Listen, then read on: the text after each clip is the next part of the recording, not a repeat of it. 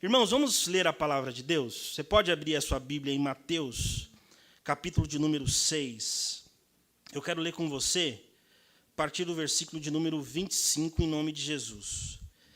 A palavra de Deus diz assim: portanto, eu lhes digo, não se preocupem com a sua própria vida, quanto ao que comer ou beber, nem com seu próprio corpo, quanto ao que vestir. Não é a vida mais importante que a comida e o corpo mais importante que a roupa? Observem as aves do céu, não semeiam, nem colhem, nem armazenam em celeiros. Contudo, o Pai Celestial as alimenta. Não tem vocês muito mais valor do que elas? Quem de vocês, por mais que se preocupe, pode acrescentar uma hora que seja a sua vida? Versículo 28. Por que vocês se preocupam com roupas? Vejam como crescem os lírios do campo.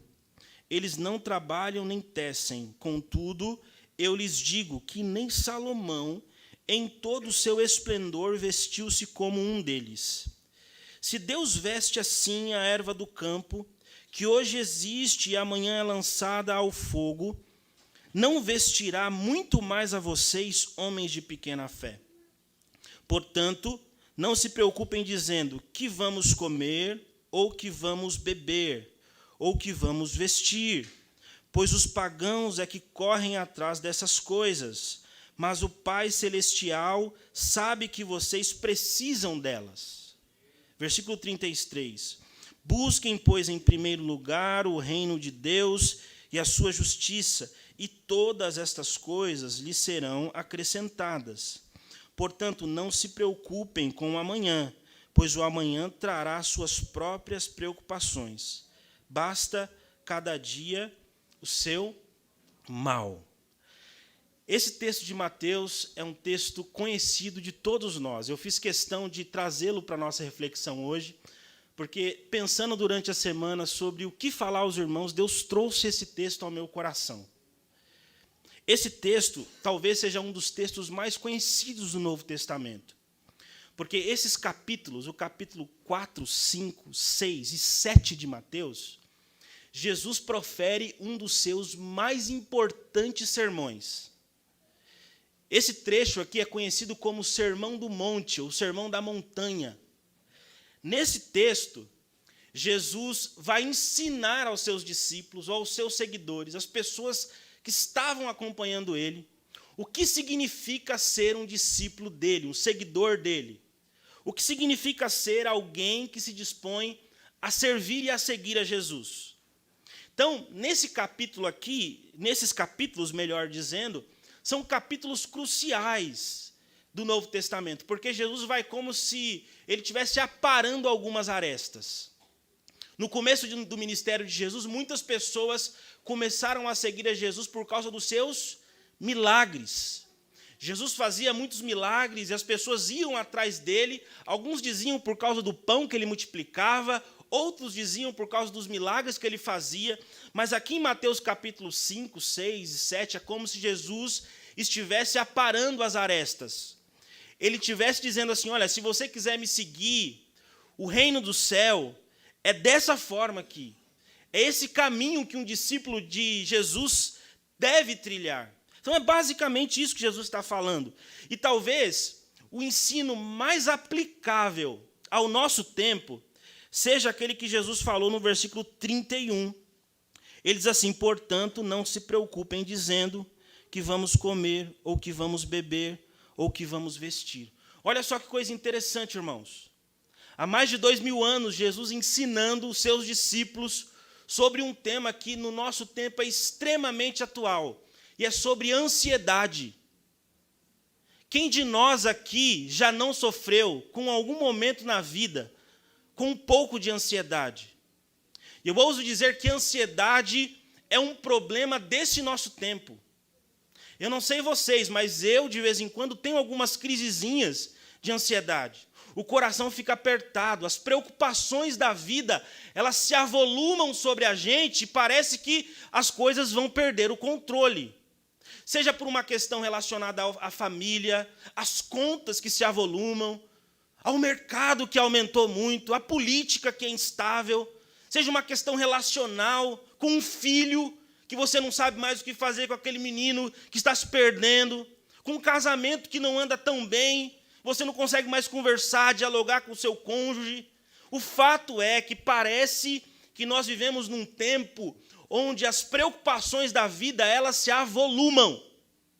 A ansiedade toma conta do nosso coração. É bem provável, às vezes, que eu esteja falando para alguém que está me olhando, que está com o olho fixo em mim, mas o coração e a mente está distante de mim. Pode ser que eu esteja falando para alguém aqui que está com o olho assim, ó, me vendo, mas a cabeça está flutuando, pensando em 300 mil coisas. Até a pessoa conseguir se conectar no culto, no louvor, está quase terminando já o culto. Porque nós somos assim.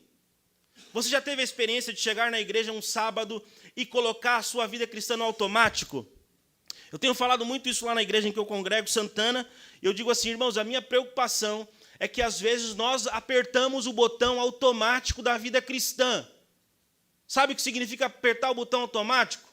Despertou o relógio no sábado, puf, botão automático. Me troco, me arrumo, tomo café, vou para a igreja, cumprimento os irmãos, canto, oro, ouço o pastor, volto para casa, acabou, essa é a minha vida cristã. Parece que a vida entra num automático e a gente faz tudo como diz o programa. Só que essa relação de vida, de paz no coração, parece que ela nunca preenche a nossa vida. Parece que falta paz. Parece que eu venho para a igreja no sábado, mas volto para casa e o coração ainda está ansioso. As preocupações elas não amortizam. Parece que a experiência de estar na comunidade, de viver com os irmãos por um período, ela não traz resultado prático para a minha vida. E é sobre isso que Jesus está falando aqui, sobre ansiedade. E se a gente parar para pensar nas pesquisas, eu fiz questão de nem trazer pesquisa, porque às vezes pesquisa ela cansa a gente.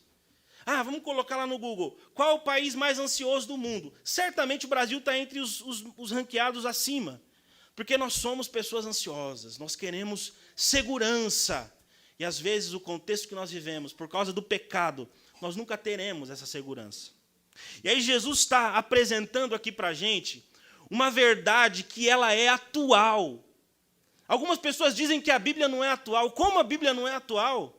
Olha o que Jesus está tratando aqui.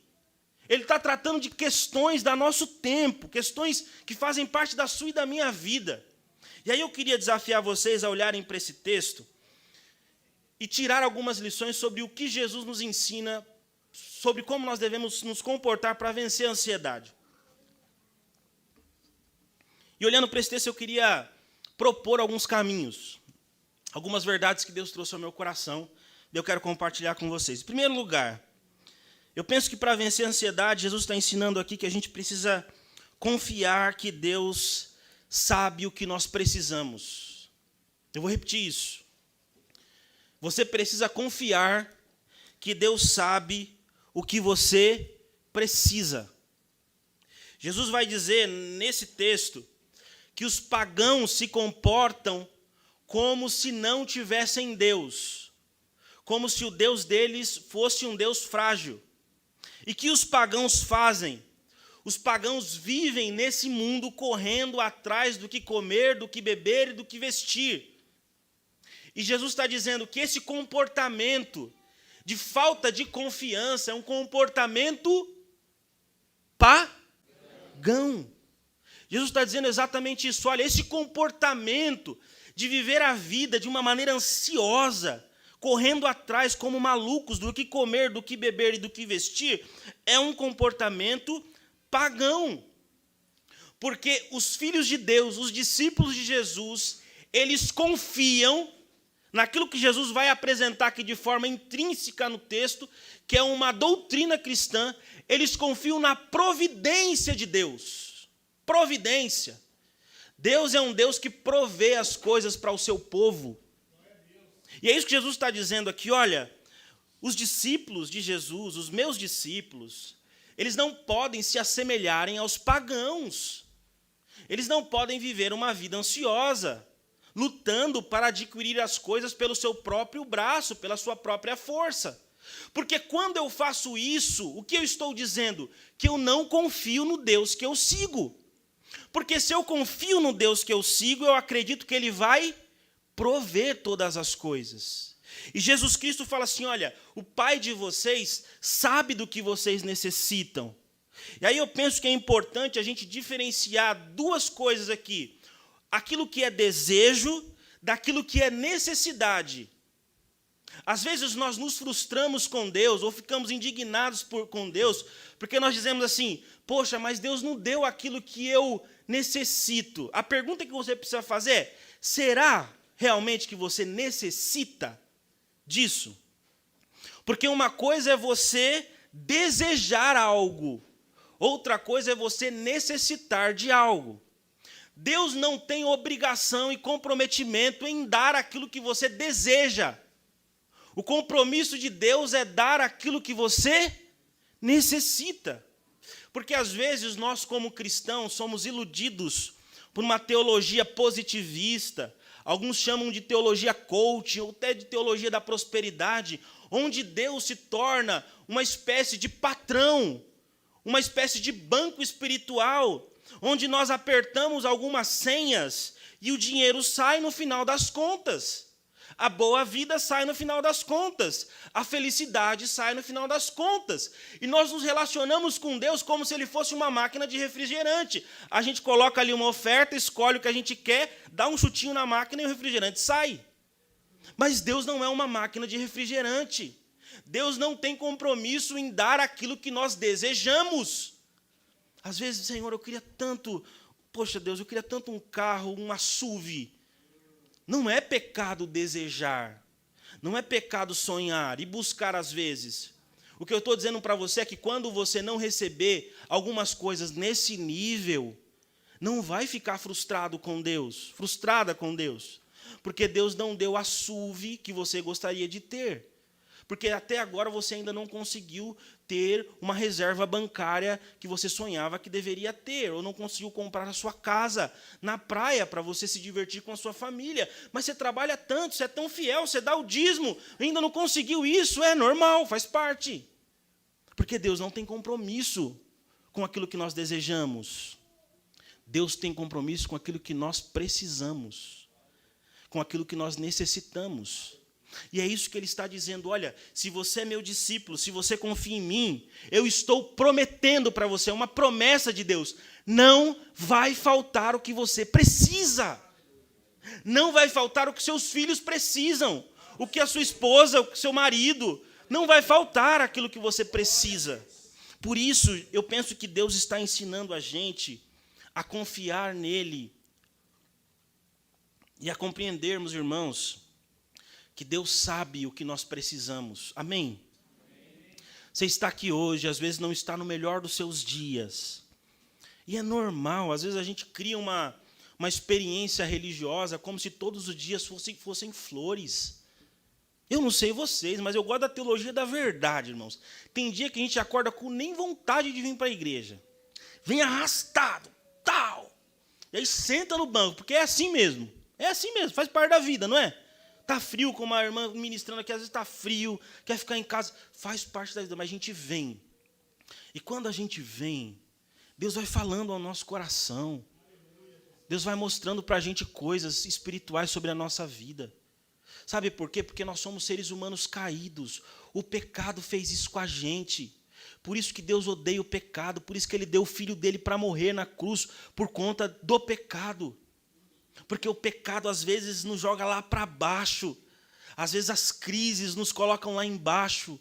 Mas Jesus está falando, olha, continue caminhando, porque é uma promessa que eu faço para você. Não vai faltar. Não vai faltar. Não vai faltar. Seja o que estiver acontecendo, não vai faltar. O pão vai estar lá, o alimento vai estar lá, a provisão vai estar lá, porque não existe um Deus como o nosso Deus. O nosso Deus cuida da gente. Eu me lembro quando eu era adolescente, contei isso já algumas vezes na igreja de Santana, eu era adolescente não, uma criança ali, deveria ter os meus 8 anos, não sou bom de memória assim, Meu pai é taxista, os irmãos, alguns conhecem meu pai, minha mãe é dona de casa, e na época era eu e mais 2 irmãos, né? Eu era o mais novo, eu tenho 2 irmãos mais velhos, agora um mais novo também, que é o Daniel, mas na época desse fato, era eu, os meus irmãos, a minha mãe e meu pai. Meu pai era o único que trabalhava em casa, ele era taxista, minha mãe, dona de casa, cuidava dos meninos que davam trabalho, que só Deus para ter misericórdia. E aí chegou um dia, eu me lembro como se fosse hoje, uma sexta-feira, meu pai liga para minha mãe e diz, bati o carro. Naquela época, meu pai não tinha seguro. Naquela época, não tinha o que fazer. Meu pai, só ele trabalhava em casa. Minha mãe cuidava, trabalhava muito cuidando dos meninos. A pergunta é o que fazer? Você é pai de família. O seu único meio de sobrevivência é o seu carro, o seu trabalho, o seu táxi, no caso do meu pai.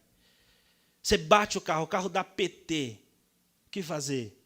Acabou. Vai mendigar, vai para a rua. Irmãos, eu me lembro de situações como se fossem hoje. Eu me lembro que na sexta-feira em que aconteceu esse fato, alguns irmãos da igreja já ficaram sabendo. E aí, à noite da sexta-feira, meu pai chega com um carro no guincho. O guincheiro coloca o carro ali na calçada de casa. Meu pai com aquela cara de depressão profunda, sabe? Aquela impotência, assim, sem saber o que fazer. Eu vejo minha mãe olhando para ele, eu lembro assim que minha mãe chega perto dele, meio que abraça ele. Mas sabe aquele olhar de dissolução, assim, não tem esperança. E aí daqui a pouco passa um tempo, chega um irmão chamado irmão Avelino. Não sei se vocês lembram do irmão Avelino, congregou com a gente a vida inteira. O irmão Avelino chega com a Brasília amarelinha dele, com 3 caixas de compra. Eu nunca vi tanta bolacha recheada na minha vida. Nem como meu pai trabalhava, eu comia tanta bolacha recheada assim. E aí, 3 caixas de compra. E os irmãos trouxeram. Não, pastor, a gente trouxe aqui para você. E aí foi passando os dias, um amigo do meu pai disse assim, olha, eu trabalho de manhã e você trabalha à noite com o meu carro. Uau! Não falta. Ele comprou outro carro, comprou a licença do táxi, continuou sustentando a gente a vida inteira. Porque Deus cuida, irmãos. Deus cuida. Ele sabe do que a gente precisa. Ele não nos abandona. Ele não nos deixa sozinho. Esse Jesus está ensinando aqui, olha, confiem, eu sei que vocês precisam. Segundo lugar, o que eu acho que Jesus me ensina nesse texto, é que nós precisamos aprender a colocar Deus em primeiro lugar. E aí o versículo 33 fala assim, ó, busquem, pois, em primeiro lugar o reino de Deus e a sua justiça, e todas essas coisas lhes serão acrescentadas. Jesus fala assim, olha, os meus discípulos precisam me colocar no topo da sua existência. Eu preciso estar em primeiro lugar na sua vida. Eu acho que a grande questão aqui é o que significa colocar Jesus em primeiro lugar na nossa vida. Colocar Jesus em primeiro lugar na nossa vida significa dizer para Jesus que Ele controla as nossas ações, o nosso comportamento, os nossos relacionamentos. Colocar Jesus em primeiro lugar na nossa vida é fazer o contrário do que Adão fez. E o que Adão fez, vocês lembram? Adão disse para Deus assim, olha, quem manda na minha vida sou eu tomo as minhas decisões. Quando Adão come do fruto, quando Eva come do fruto, eles estão dizendo o que para Deus? Nós somos independentes. Já ouviu essa expressão? Olha, quem manda na minha vida sou eu. É como se, a partir de Adão, todos os seres humanos dissessem isso para Deus. Deus, nós conseguimos viver distante de ti. Mas só que a vida distante de Deus significa morte, porque a vida está em Deus. Quando eu me afasto da vida, o que eu recebo? Morte. Se eu me aproximo da vida, eu recebo vida. É natural. Algumas pessoas pensam, poxa, mas Deus matou o ser humano. Não é que Deus matou o ser humano. Deus é a fonte de toda a vida. Se o ser humano se afasta da fonte da vida, o que ele tem? Morte. Então, viver como se Deus não existisse é colocar Deus em segundo, em terceiro e quarto lugar da vida. E o que Jesus está falando aqui? Vocês que são meus discípulos, vocês precisam me colocar no primeiro lugar da vida de vocês. E significa dizer que todas as minhas ações, todas as minhas decisões, tudo aquilo que eu penso, que eu falo, eu considero a opinião de Jesus Cristo. A grande questão é o que Jesus pensa sobre isso que você está fazendo, sobre isso que você está assistindo, sobre isso que você está pensando, sobre as palavras que você está dizendo, sobre os relacionamentos que você tem. O que Jesus pensa sobre tudo isso? Quando eu considero essa verdade, eu estou colocando Jesus em primeiro lugar na minha vida. Porque, para mim, a opinião que ele tem sobre mim é mais importante do que a opinião que eu tenho sobre mim. Então, colocar Jesus em primeiro lugar na vida é dizer assim: Jesus, eu tenho decisões para tomar ao longo da semana. Jesus, eu tenho decisões para tomar ao longo da vida. Eu gostaria que o Senhor me direcionasse. O que o Senhor pensa sobre isso? Isso é colocar Jesus em primeiro lugar na vida. E aí eu tenho uma percepção, irmãos, não sei se vocês vão concordar comigo, que às vezes nós confundimos a vontade de Deus com a vontade da igreja. Nós confundimos a vontade de Deus com a vontade do sistema religioso que nós fazemos parte. Então, às vezes nós estamos na igreja e nós estamos pensando assim: não, Jesus está em primeiro lugar na minha vida. Mas o estar na igreja não significa que Jesus é o primeiro lugar da sua vida. Você pode praticar todas as cerimônias religiosas e Jesus não ser o primeiro lugar na sua vida. Você pode fazer parte de um sistema religioso e Jesus não ser o primeiro lugar na sua vida. É isso que Jesus está dizendo para mim aqui. Olha, eu não estou falando de um sistema de religiosidade. Eu não estou falando das suas práticas religiosas. Eu não estou falando de levantar e sentar, levantar a mão. Eu não estou dizendo sobre isso. Eu não estou dizendo de fechar o olho na hora de cantar. Eu estou dizendo no íntimo do seu coração. Eu estou dizendo o que acontece na sua vida depois que a porta dessa igreja fecha. Eu estou dizendo que ter eu em primeiro lugar na sua vida é caminhar comigo no seu coração. Agora pensa se partiu desse momento aqui, Jesus está em primeiro lugar na sua vida, nas suas relações. É isso que Jesus está falando. A ansiedade vai embora quando ele reina. Nós não cantamos aqui: reina sobre nós, Senhor. Quando ele reina, não tem espaço no nosso coração para ansiedade. Você já ouviu aquela expressão do Antigo Testamento em que Deus não divide a sua glória com ninguém? Quando Deus está em nós, não tem espaço, irmãos, não entra outra coisa para perturbar o nosso coração. Porque Ele está blindando, Ele está cuidando do nosso íntimo, do nosso ser. Porque Ele está em primeiro lugar. É isso que Jesus está falando. Olha, busquem em primeiro lugar o reino de Deus. E reparem nessa expressão: buscar. Não é esperar, é buscar. É ir atrás, é entender, é dizer: Deus, qual é a sua vontade? Me ensina a sua vontade. É uma busca. É algo que você toma uma iniciativa. É algo que você deseja. É algo que você não vive sem. Quando você vive sem isso, quer dizer que Jesus não está em primeiro lugar na sua vida. O quanto é importante estar entre os irmãos para você. Se isso para você não faz sentido, tem alguma coisa errada. Porque, irmãos, é tão bom estar aqui, não é? É tão bom estar em comunidade. É tão bom rever os irmãos que há tempo nós não víamos. É tão bom isso, irmãos. E é o Espírito Santo que promove isso. Se a gente não tem alegria nisso, tem alguma coisa errada. O nosso coração fica ansioso, perturbado, angustiado, porque nós não desfrutamos daquilo que Deus tem para nós. E eu penso que Jesus está dizendo isso: olha, coloque Deus em primeiro lugar na sua vida. E colocar Deus em primeiro lugar na sua vida não é simplesmente seguir as liturgias da igreja. Tudo isso faz parte da vida de um discípulo. Você estudar a lição, você vir à igreja, você participar dos sistemas da igreja. Mas Jesus está falando de algo a mais. Olha, como é que está a sua relação com Deus? Seja sincero consigo mesmo. Seja sincero consigo mesmo. Como está aí no seu coração? Deus está falando com você. Para além da aparência, às vezes, por conta de tudo que nós vivemos, nós confundimos as coisas. Às vezes a gente vê o terninho, uma gravata, essa coisa toda bonita que a gente sabe fazer, né? E a gente acha assim: uau! Mas assim, gente, para além disso aqui, entre a gente mesmo, para além de tudo isso, como é que está a nossa relação com Deus? Eu acho que é isso que Jesus quer da gente. Como é que está a nossa relação? Está no automático? Você está no botão automático hoje ou não? O seu coração está assim: Deus, faz algo que eu não estou esperando. Você está na expectativa de que Deus faça algo novo hoje ou está no automático? Termina logo, daqui a pouco, 10 minutinhos, tá, eu cumprimento, eu vou embora. Como é que está o seu coração? É disso que Jesus está falando. É sobre isso que ele está falando.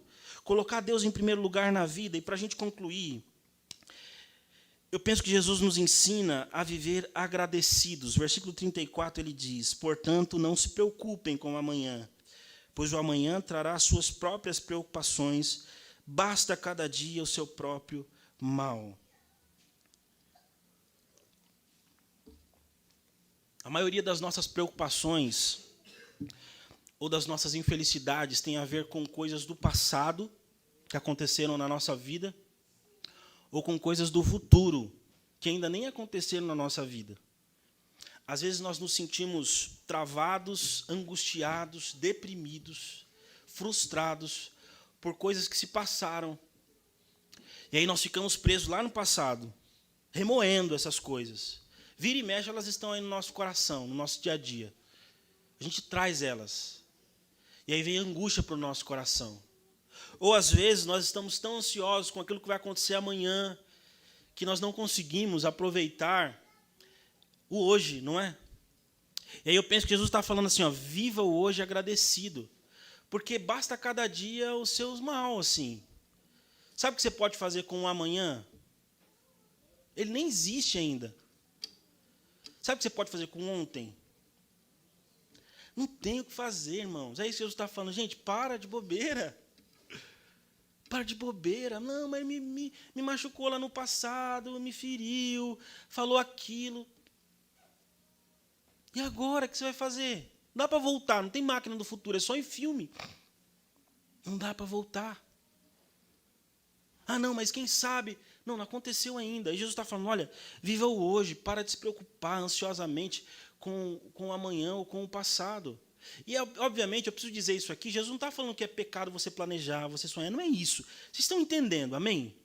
Jesus não está falando que é pecado você sonhar, ter um planejamento.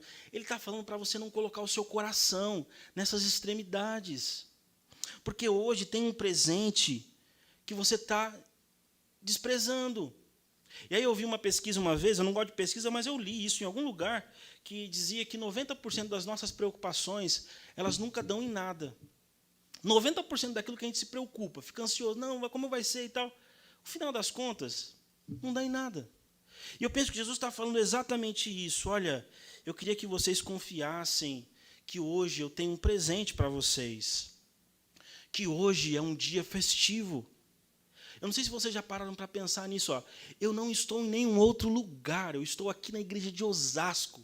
Eu estou aqui com esses irmãos. É aqui que nós estamos. Não adianta eu pensar em outra igreja, em outra congregação, em outro ambiente, em outro grupo de louvor, em outras... Não adianta, nós estamos aqui. E a Bíblia fala que Deus está entre nós.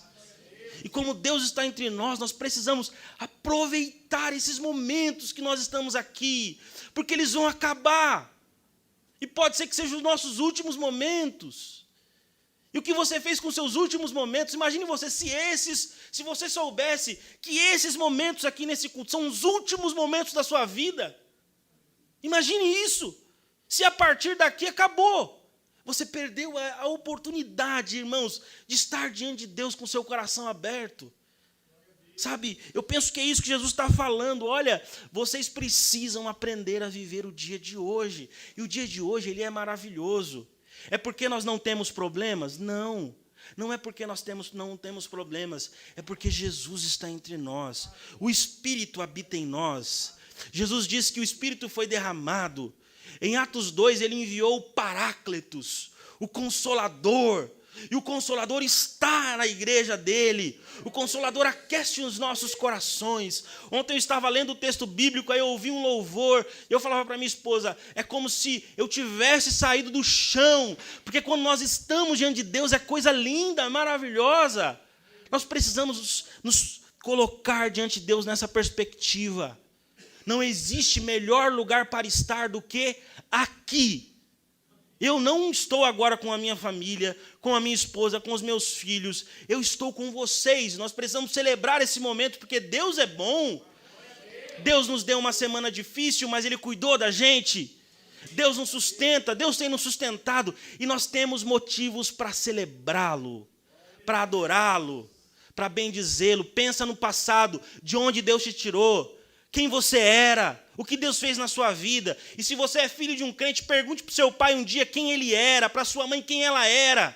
Meus pais eram macumbeiros, minha avó era tudo traste. Deus, irmãos, foi com mão forte, poderosa, e arrancou eles de lá. Eu só sou o que sou hoje porque um dia Jesus Cristo entrou na história da vida da minha família, da minha mãe, da minha avó. Tirou ela do lamaçal do pecado, do erro, e me trouxe para a maravilhosa luz de Jesus Cristo. Eu tenho motivo para louvar a Deus. A grande questão é o que estamos fazendo com a igreja. O que nós estamos fazendo com o presente que Deus nos deu. Nós estamos transformando esse presente em um lugar antiquado, chato, que ninguém gosta de estar. Ou nós estamos transformando esse lugar num lugar onde todas as pessoas querem estar. Onde as pessoas falam, uau, eu quero participar disso, porque eu nunca vi uma experiência de culto como essa. Eu nunca vi pessoas cantando como eles cantam. Eu nunca vi eles falando de Deus como eles fazem. Mas eles têm problemas, mas eles passam lutas, mas eles cantam, porque existe algo que não é da terra, algo que é do céu, algo que veio de cima. As pessoas dizem assim, não, você precisa encontrar dentro de você algo para ti. Não tem nada dentro de você, irmão, nada. O que muda a nossa vida veio do alto. Ele habita em nós. Ele nos dá a condição de continuar. Não existe nada mais maravilhoso do que o perdão de Deus, a graça de Deus. O nosso Deus é o Deus da segunda chance. É o Deus da terceira chance. É importante que os outros saibam, aqui, nesse lugar, há perdão de Deus. Amém? Nesse lugar há restauração de Deus. Não existe nada impossível que Deus não possa fazer. Não existe ansiedade do coração que Deus não possa tirar. E eu queria desafiar vocês a viverem o presente de Deus.